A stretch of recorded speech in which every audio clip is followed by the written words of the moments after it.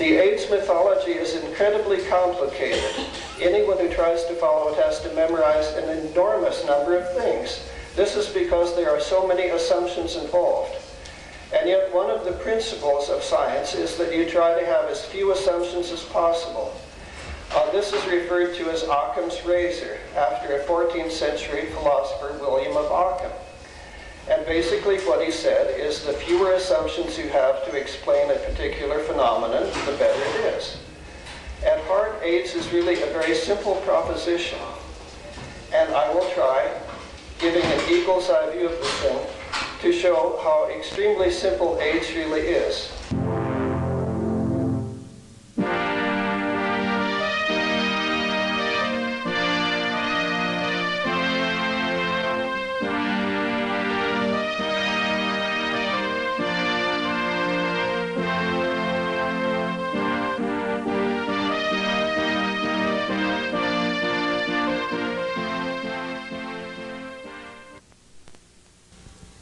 Tonight on Heal This Week, the John Lauritsen Lecture. Hi, I'm Michael Ellner, and this is Frank Banakis, and we're Heal This Week. Hi, Frank. Good evening, Michael. How are you? Good. So why don't you tell the people what's in store for them in tonight's episode? Hello, everyone. Well, tonight we have a video presentation for you that we made last Tuesday night, a week ago, of John Lauritsen speaking at the forum at the Lesbian and Gay Community Center. John Lauritsen is the author of the book Poisoned by Prescription, the AZT Story, which is an excellent, excellent book that I recommend highly. He's also the author of a newer book called The AIDS War, and with Hank Wilson, Poppers and AIDS. John has been involved in AIDS dissidence since the very beginning. I knew of him and had discussions with him since as early as I think the end of 1981 or 82. And I think you're really going to appreciate this evening's show. No, just a note of interest to the viewers. Frank Banakis is one of the pioneering dissidents, and all of his early writings now are resurfacing and being rehashed by a number of the leading dissident voices. And I noticed in reviewing this talk before we're screening it in the editing process, how much of what you laid out in the early work in '88 is now coming through as the dissident anthem almost. So it's quite pleasing to us that you're part of the group and continue with this visionary insight. Thanks. Thank you. I want to mention that in these early discussions with John, John has been a major hero in this battle to find out what, in fact, is the cause of AIDS, and he has taken this case to act up and was at the silenced, in fact, at the Gay Community Center in the past, and it is truly a sign of the times here in 1993, 1994, that the dissidents are beginning to be heard, given the great disaster of the medical paradigm. Again, I hope you enjoyed tonight's presentation and listening to John Lauritsen, one of the great heroes.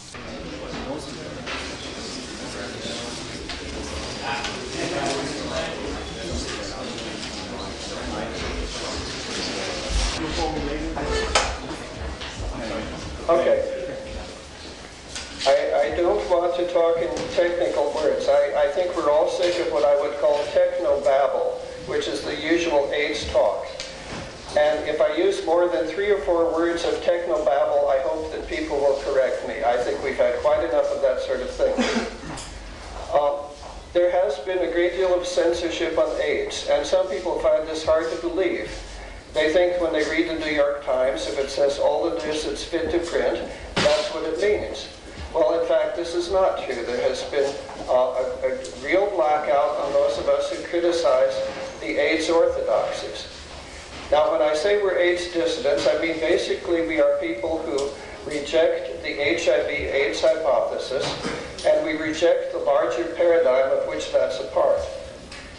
Censorship, however, is starting to lift. There have been several documentaries on ABC television which gave the viewpoint of us dissidents. I myself have been on the Tony Brown show twice, as have other AIDS dissidents.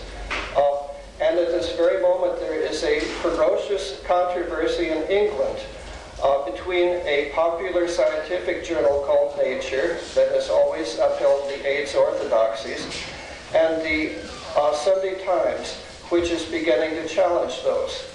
Now, this is important because if you were to think of the world-class newspapers, there would be only a few. One would be the New York Times, one would be Le Monde in Paris, and the third would be the Times of London. It is one of the world's great papers. And so I want to show you the headline on the Sunday Times for last Sunday.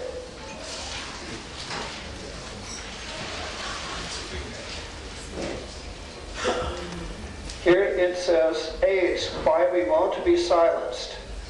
An attempt was made to, in effect, boycott the Sunday Times and still has stopped reporting on those people who criticized the AIDS orthodoxies. This made the managing editor of the Sunday Times mad as hell, and they are fighting back. And so, with one of the world's 3 or 4 or 5 great papers fighting on the side of AIDS dissidents, I think it will not be too long until the truth starts to break through. The AIDS mythology is incredibly complicated. Anyone who tries to follow it has to memorize an enormous number of things. This is because there are so many assumptions involved. And yet one of the principles of science is that you try to have as few assumptions as possible. This is referred to as Occam's razor, after a 14th century philosopher, William of Ockham. And basically what he said is the fewer assumptions you have to explain a particular phenomenon, the better it is. At heart, AIDS is really a very simple proposition. And I will try, giving an eagle's eye view of the thing, to show how extremely simple AIDS really is. I think that those of us who are AIDS dissidents have made one mistake, and I will say this in criticism. I think we have over-argued against the HIV/AIDS hypothesis. Basically, the hypothesis is very silly.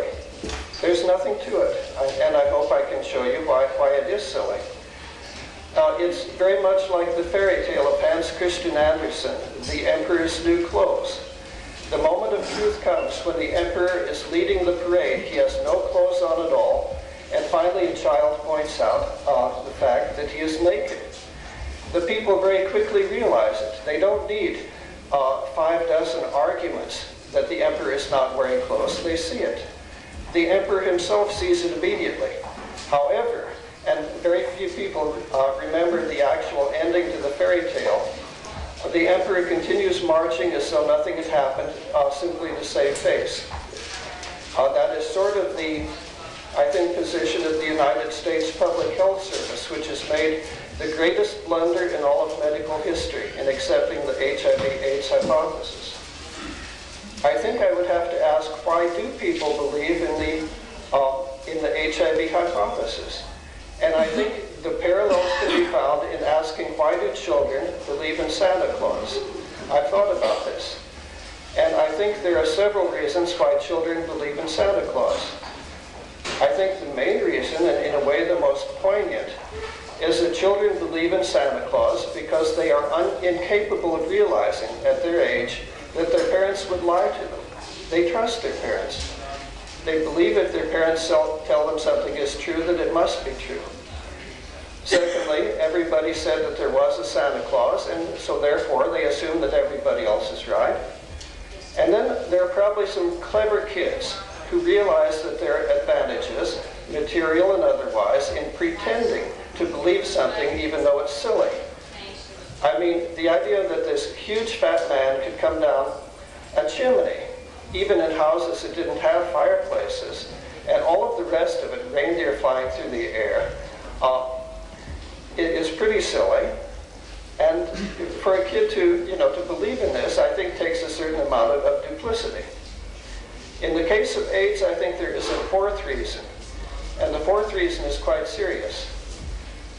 Normally, in looking at a hypothesis, the thing to do would be evaluate it. See if the hypothesis can be verified or falsified using the available information. And then if the hypothesis is found to be false, which the HIV hypothesis certainly is, the next question is, all right, what are the causes of AIDS? What is AIDS and what are its causes? But I think here, especially among gay men, some of them are anticipating what alternative hypotheses might be, and they're afraid of them. They're afraid of them because they think that this might be blaming the victim. They might find that those particular gay men who are becoming sick in ways that are called AIDS may have in some way been responsible for the illnesses. Well, I will come back to this argument later.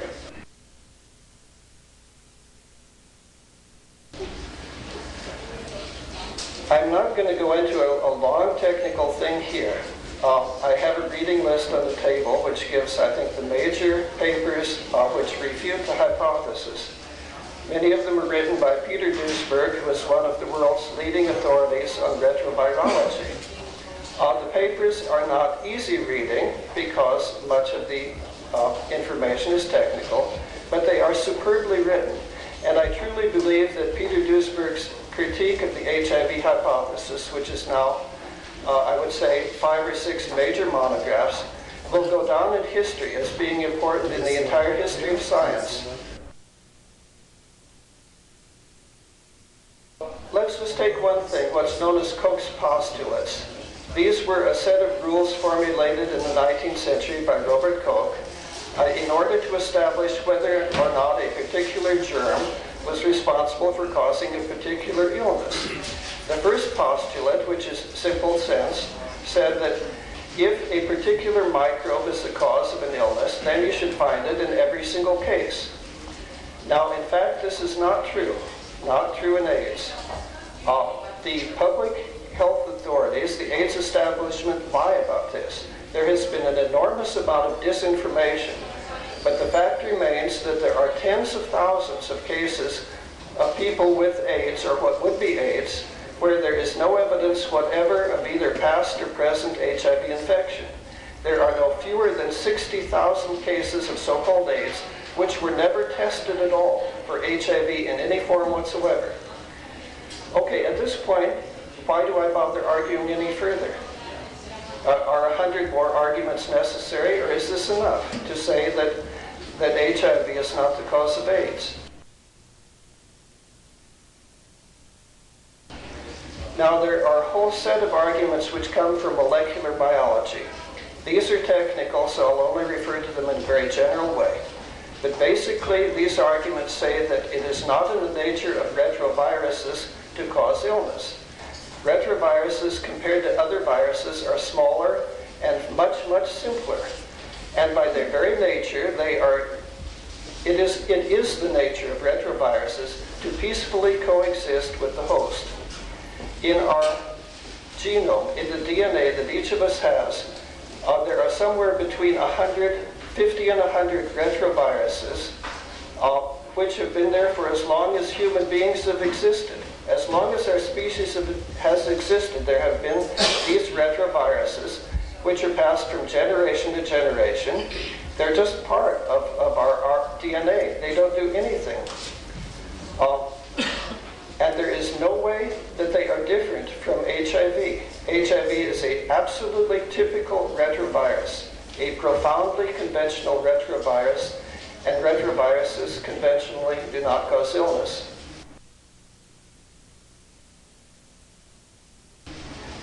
There are a whole set of arguments refuting the HIV/AIDS hypothesis based on epidemiology, or what I would call survey research, since this was my field for 20 years before I became a full-time writer. These can be boiled down to the argument that AIDS is not behaving like an infectious disease. Infectious diseases spread, but AIDS is not spread. After all of these years, AIDS is still confined almost entirely to 2 main risk groups in the United States and Europe: intravenous drug users and gay men.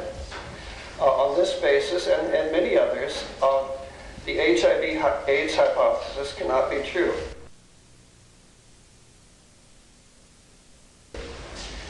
And in terms of just common sense, as I'll show, once we look at what AIDS is, the HIV/AIDS hypothesis falls to pieces. For more information, you can write HEAL, P.O. Box 1103, Old Chelsea Station, New York, New York, 10113, or you can call 212-873-0780.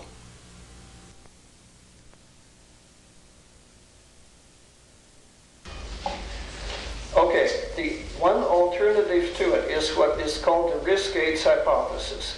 This is a term used by Peter Duesberg, and I have one major chapter in my book called the risk-AIDS hypothesis.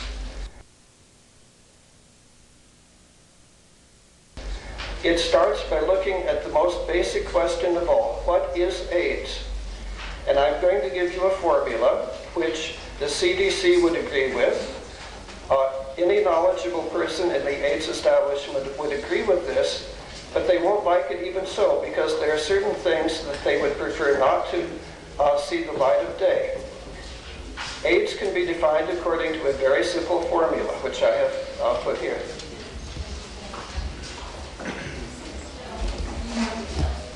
An indicator disease plus HIV equals AIDS. An indicator disease plus HIV equals AIDS.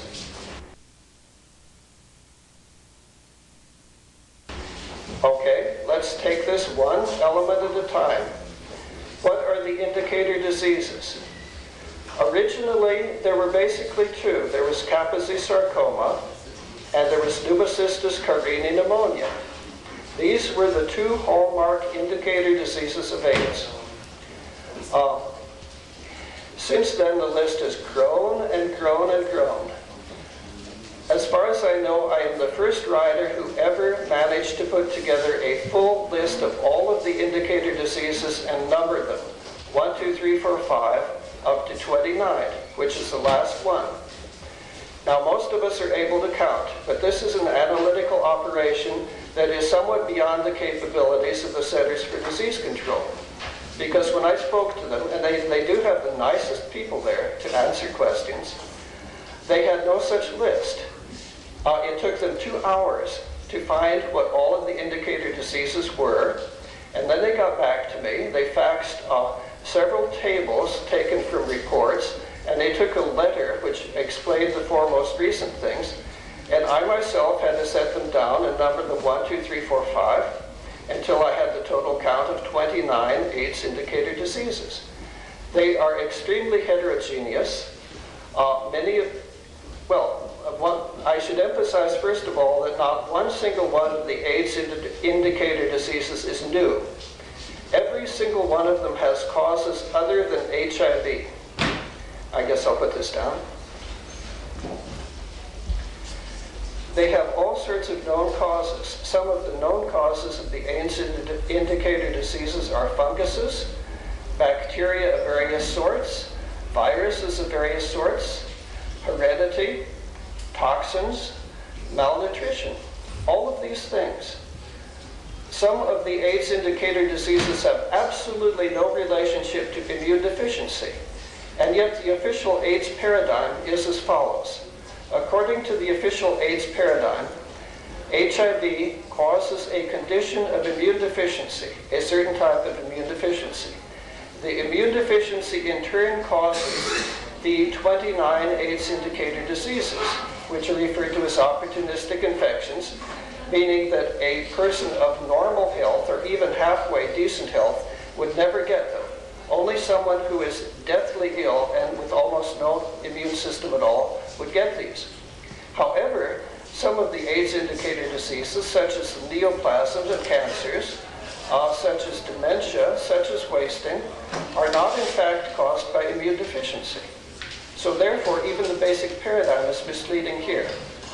So I submit to you that the one part of the formula, AIDS indicator diseases, is utterly absurd and preposterous because it assumes that it's part of a single entity holding all of these things together, and there is no reason to assume that it is a single disease entity. Let's take the next element of the formula, HIV. What evidence is there for HIV? Only recently a study was done trying to show how many Americans were infected with HIV, but they didn't test for the virus.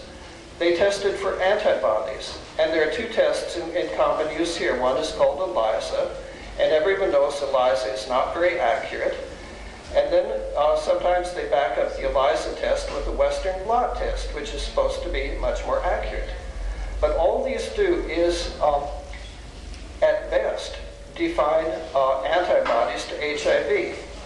Well, recently an article appeared in the journal Biotechnology, and I have it on my reading list there, done by Australian researchers. They found that the Western blot test does not in any way in the world identify antibodies to HIV. Maybe it does, but if somebody's ever had malaria, if they've had the flu, if they've been vaccinated by the flu, if they've abused drugs, all kinds of reasons will make them score positive on the Western blot test, and this has nothing to do with the virus. Now, if we're going to talk about infection, we're not talking about antibodies, let alone a test which is measuring things that have nothing to do with them. We're talking about the virus. If somebody is really sick with a viral disease, whether it's measles, chickenpox, or you name it, there will be enormous quantities of the virus in the body. The virus will be biochemically active. In HIV, this is not the case. When the attempt is made to actually cultivate HIV from someone who has AIDS, it is extraordinarily difficult, and consistently, for many years up to the present, it is totally impossible to cultivate HIV from the majority of people with AIDS. This is the gold standard for HIV infection. Is the virus there? Is the virus not there? In the majority of cases, either the virus is not there, or it is so totally inactive that it could not possibly be causing illness. At this point, I feel like I'm flogging a dead horse if I go on any longer. Please believe me, HIV is not the cause of AIDS. Next week on Heal This Week, we'll have part 2 of the John Lauritsen lecture. Heal This Week will return in a moment.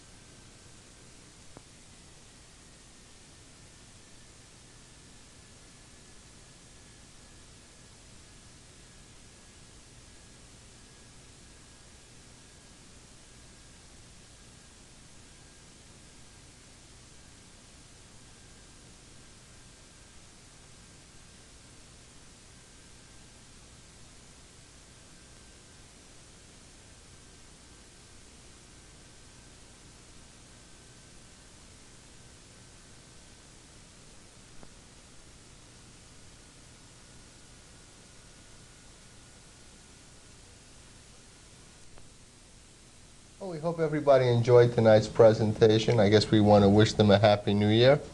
Yes, Happy New Year, everyone, and I hope you all had a good holiday. Happy Hanukkah and a Merry Christmas. And I want to remind everybody that we are still looking for office space, 1,500 to 2,000 square feet. We meet every Wednesday at 208 West 13th Street at 8 p.m. We have satellite meetings in Harlem, the Bronx, and Brooklyn. For more information, give us a call. And thank you very, very much for the feedback and support for our live show with Bob Guccione Jr. And we're glad you enjoyed Mel Gibson's visit. And we'd like to do more of those in the future, but we need financial support. They're quite expensive to put on, but we think they're very worthwhile. So if you keep sending in the donations and supporting this work, we'll keep presenting live presentations. Thanks a lot, folks. Good night. Good night.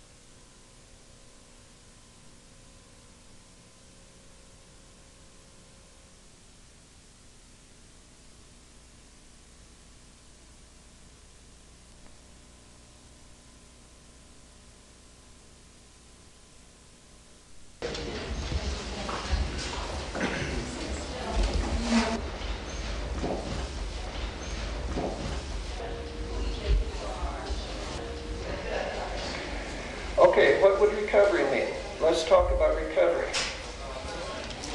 I think I can make it very simple. Again, let's just talk about one individual. I think the first thing we should do, we'll assume the individual is actually sick. Some of them are not sick. Some of them get diagnoses when they're still in good health. But if they're sick, find out the causes of the illness and get rid of them. Again, this is so simple. With all of the complexities of the AIDS mythology, who wants to hear someone say that what you should do is find out why somebody's sick and take the appropriate steps?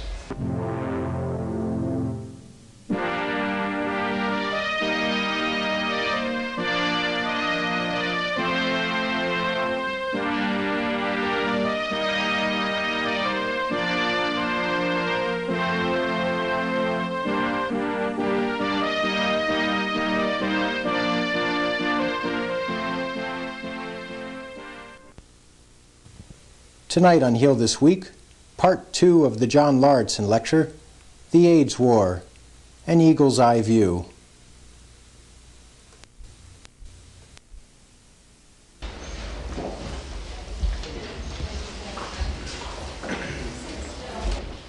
Now, the risk AIDS hypothesis is one way of looking at it. It begins by doing just what I've done, to deconstruct the formula by which AIDS is defined. To say that this is really absurd, what we should really look at is the fact that people who have AIDS diagnoses are sick people. They really are sick, and they're sick in a lot of different ways. Let's just assume that different groups of people and different individuals are getting sick in different ways and for different reasons. Let's take a look at these people, and this is something with billions of dollars spent on AIDS research. They have never done the simplest type of survey research that ought to be done, which is to say, really find out the characteristics of the people who have gotten AIDS diagnoses. The question should be, why are intravenous drug users getting sick? Why is a certain very, very tiny subset of gay men getting sick?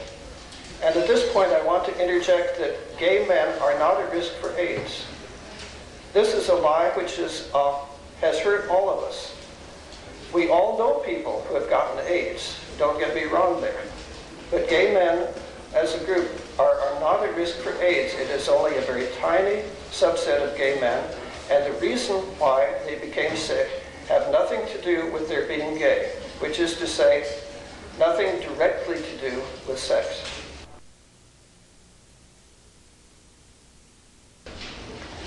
The simplest case, why are intravenous drug users getting sick, is they're getting sick because they put drugs in their body. They are sick from the toxins that they have injected. Gordon Stewart, who is the leading epidemiologist in Great Britain, did a study of intravenous drug users in the United States a couple of decades ago. He said that he was totally familiar with the profile of the AIDS patient, which is to say, someone with lung disease and emaciation. This is the classic profile of the intravenous drug user with AIDS. It is also the classic profile of the intravenous drug user. One of the New York City public health officials admitted in a public forum that here in New York City, in order for them to decide if an intravenous drug user has AIDS or not, assuming they have a guy with tuberculosis and emaciation, they have to give the HIV antibody test. If the person scores positive on the HIV antibody test, they say, this person has AIDS. HIV caused this. If the person scores negative on the HIV antibody test, they say this is just one more junkie with lung disease.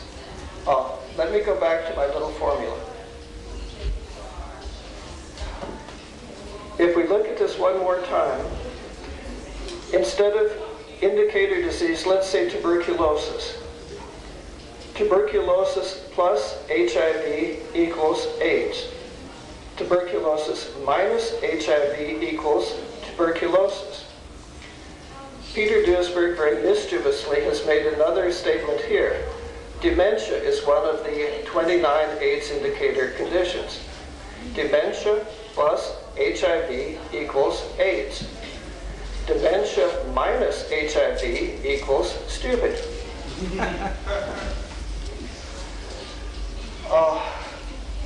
Okay, I submit that the reason why intravenous drug users are sick is very simple, and people resist things that are so simple when we're faced with such an enormous complexity as the AIDS mythology.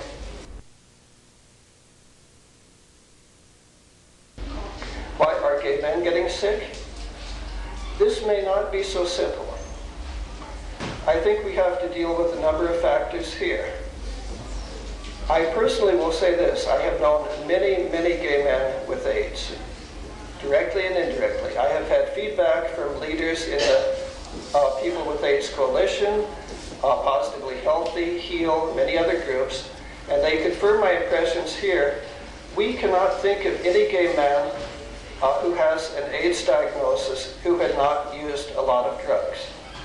Certain drugs were specific to the gay scene. Poppers, of course, is the most obvious because almost nobody except gay men used poppers on a regular basis.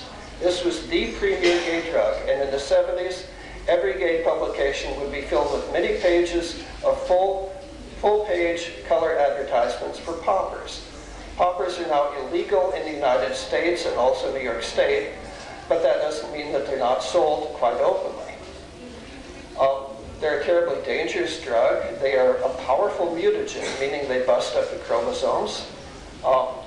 They cause severe, life-threatening anemia.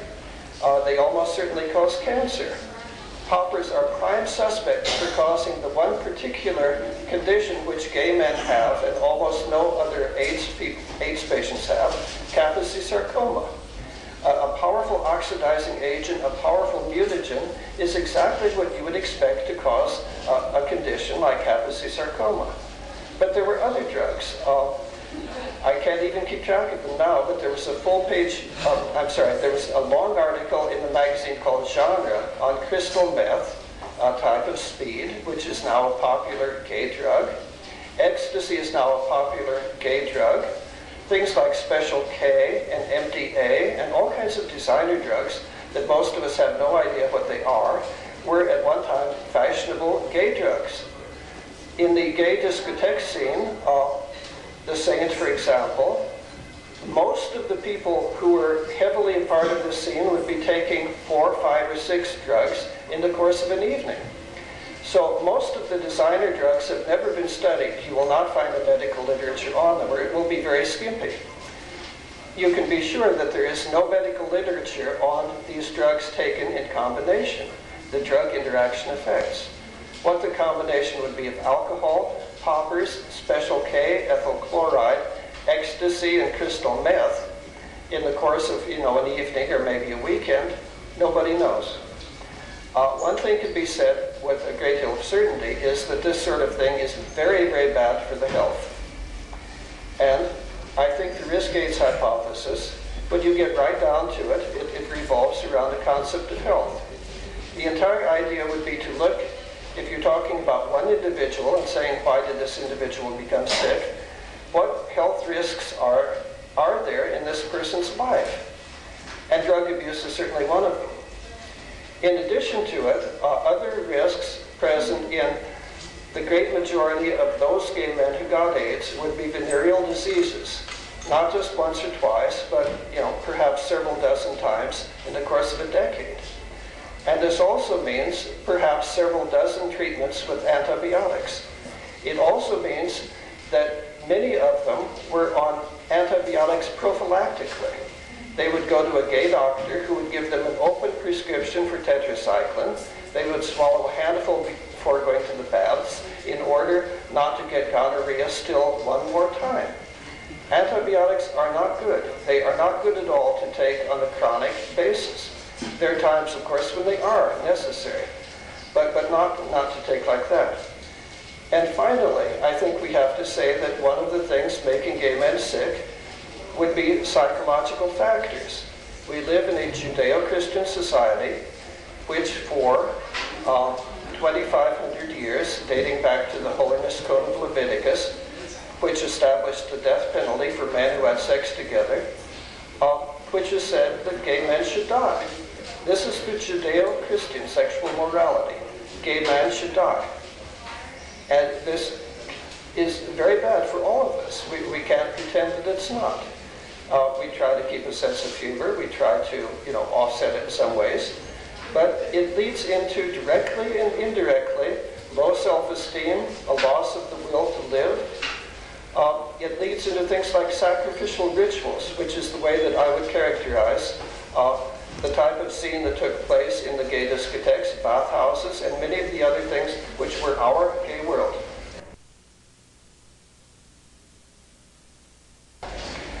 Okay, what would recovery mean? Let's talk about recovery. I think I can make it very simple. Again, let's just talk about one individual. I think the first thing you should do, we'll assume the individual is actually sick. Some of them are not sick. Some of them get diagnoses when they're still in good health. But if they're sick, find out the causes of the illness and get rid of them. Again, this is so simple. With all of the complexities of the AIDS mythology, who wants to hear someone say that what you should do is find out why somebody's sick and take the appropriate steps? Depending on the individual case, I think these are the steps that might be called for. Number one, keep poisons out of the body.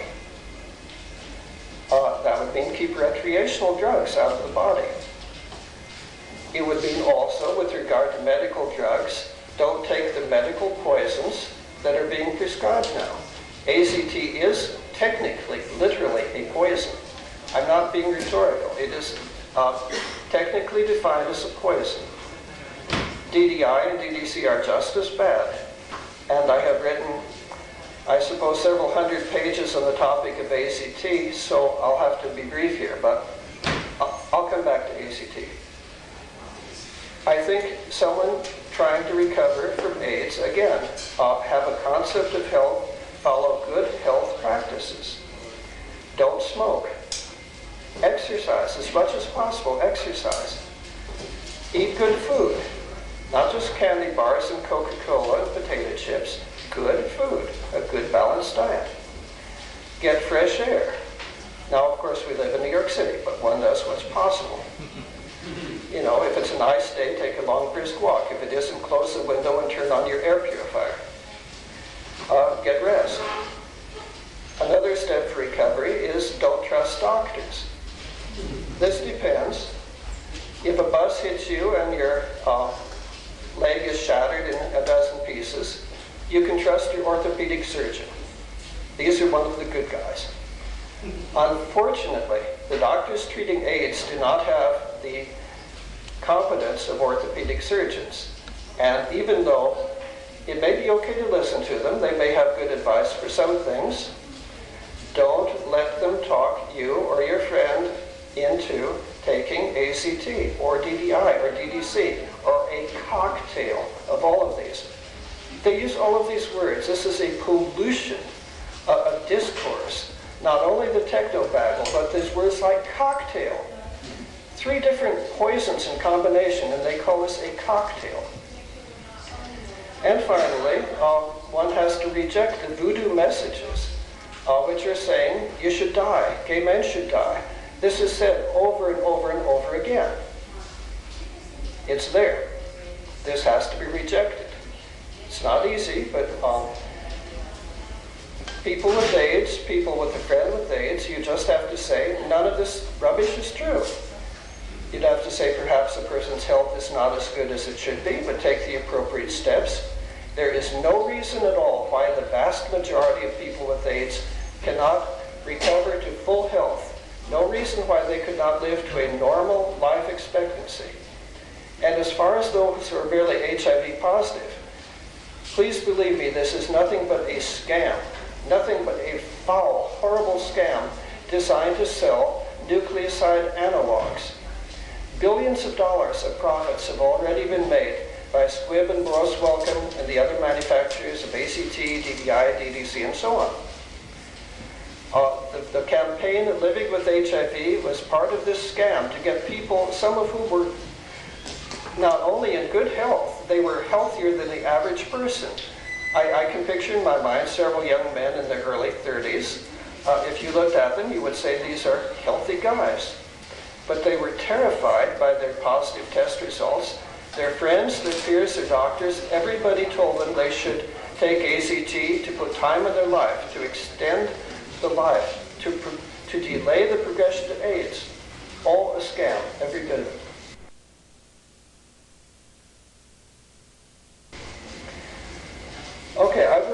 I don't want to talk too long because I'd rather respond to questions. I think the main thing would be, where do we go from here? And to step back from all of this horrible mess that we're in, I think one thing, not just for us as gay men, but for everybody, is that we've got to start thinking long and hard about the idea of health. So much of medical practice in the United States is simply dependent upon diagnoses of specific illnesses, as though the body were a machine of sorts, where only one certain thing goes wrong.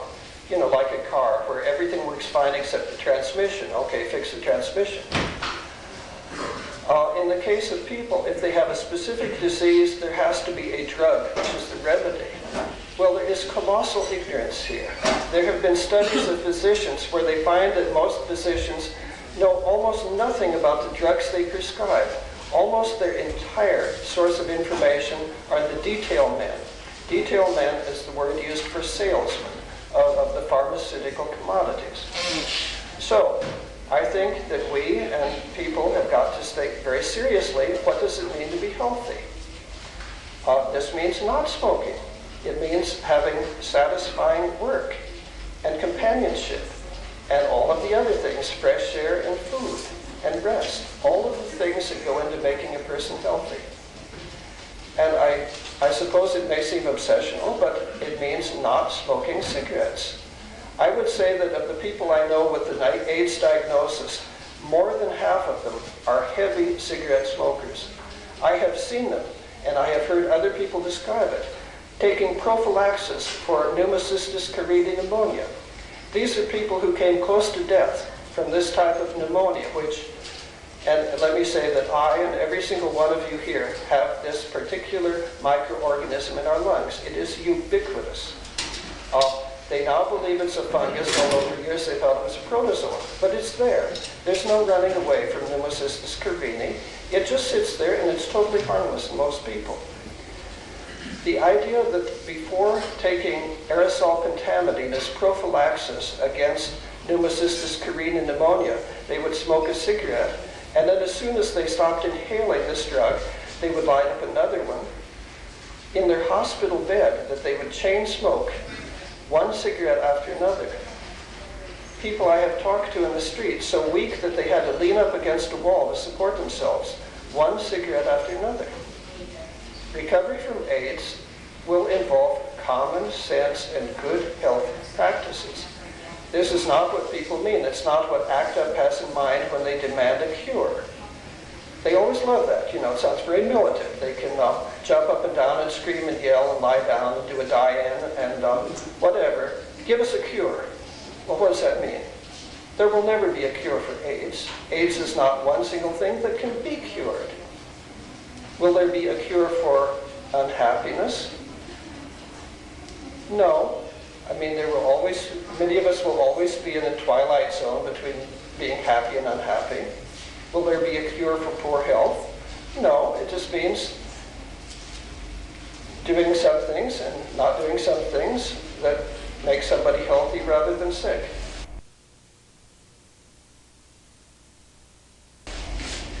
And as far as those of us who are gay men goes, and this is the bottom line, the time has come that we'll have to think long, hard, and deep about what kind of gay world we want. I was in the Gay Liberation Front back in the summer of 1969, and we had all kinds of ideas. We hardly agreed about anything, but we were idealistic. And one of the things we wanted was to get a gay world which would not be dependent on the mafia. Now, mafia actually is not the correct term. The correct term is mob. But at any rate, to have one which was not the hellish sort of thing that the gay bars have been before. In my opinion, things did not get better. They got far worse. And if I were to think of a definition of hell, I was not brought up as a Catholic, but my imagination likes the idea. I think I would always think of the saint or the mine shaft. Those two things. We've got to think about what kind of gay world we want. Here we are in the Gay Center. This serves all kinds of functions. I'm talking now, the meetings. But suppose somebody came here from out of town, maybe to live here, maybe just to visit. I've been in gay centers in cities all over the world: California, Bloomington, Indiana, Berlin, London. One thing they all had in common was that they were warm. There was something like a coffee house. You could go there to meet people. I don't see that here. It's something I would like to see here. But I would like to see, from the hellish sort of gay world that we have seen so far, the commercial sex industry, I think the time has come for gay men to set up an alternative, a real alternative, which would be pro-life. I think that's really all I have to say, and I'd like to hear what you have to say in the discussion period. For more information, you can write HEAL, P.O. Box 1103, Old Chelsea Station, New York, New York, 10113, or you can call 212-873-0780. HEAL This Week will return in a moment.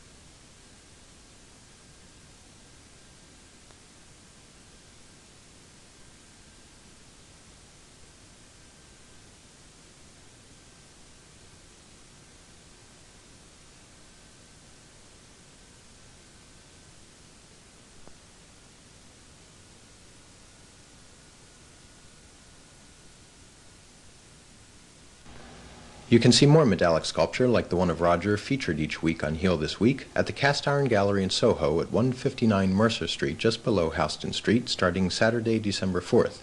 For more information, call 212-274-8624.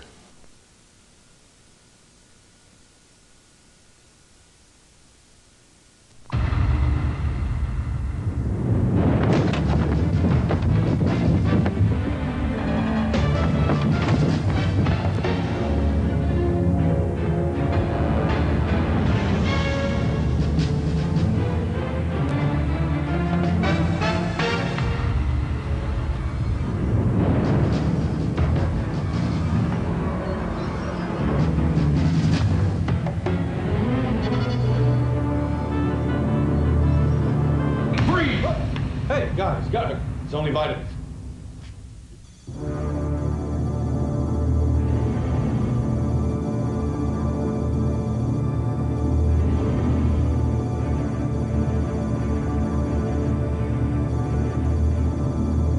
Vitamin C, you know, like in oranges. If you don't want to lose your vitamins, make the FDA stop. Call the U.S. Senate and tell them that you want to take your vitamins in peace. If enough of us do that, it'll work.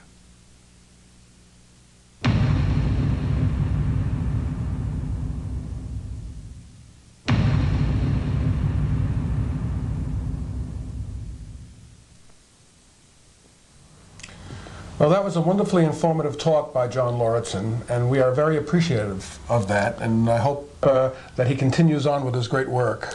With any luck, the fans from Treatment in Action and Treatment and Data are watching. Maybe they've learned something. HEAL urgently needs office space, folks. Please help us out. We certainly need to find a new home fast. We're looking for about 2,000 square feet. Also, please attend the HEAL meeting any Wednesday, 8 p.m. at 208 West 13th Street. We also have satellite meetings in the Bronx, Brooklyn, and Harlem. Thank you for watching, folks. Good night. Good night. Good night, Frank. Good night, Michael.